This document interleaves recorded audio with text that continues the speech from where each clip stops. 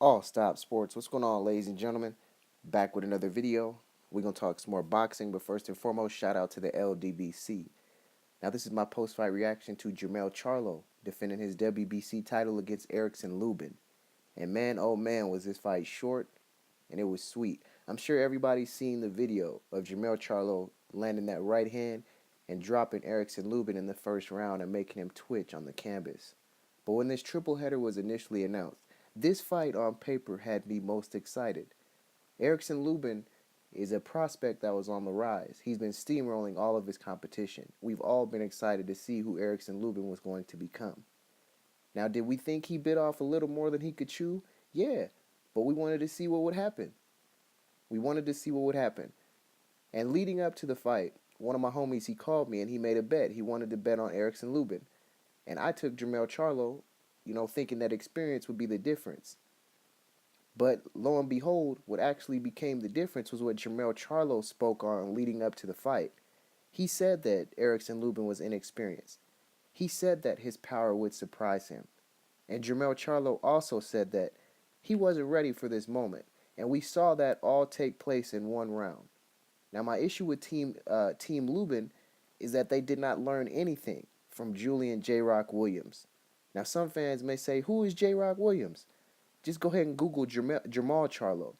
Jermell Charlo stopped Julian Williams' momentum last year. And a year later, we still haven't heard anything from Julian Williams. Now, Erickson Lubin has become Jermell Charlo's Julian Williams, and hopefully Erickson Lubin's career does not take the same nosedive that Julian Williams' career did. But this is what happens when you step up on that ladder on a rung that you're not ready for. The whole world can come crashing down. How is Erickson Lubin going to bounce back from this? How? When he turns on the TV and he sees himself get laid out in the first round, with the first time he stepped up in some real competition, is that going to make him question his abilities going forward when the bar is raised again? Or are they going to have to nurse him back to mortality the way they're having to do Julian Williams? We'll see what happens with Erickson Lubin's career, but they should not have put him in there this quickly with a guy as skilled and as sharp and as developed as Jermell Charlo. So blame Team Lubin for that. Now, as far as Jermell Charlo and his future, he showed. His brother, Jermell Charlo, is not the only one in this family who is a special fighter. Jermell Charlo has staked his claim that he may be the best fighter at the 154-pound division.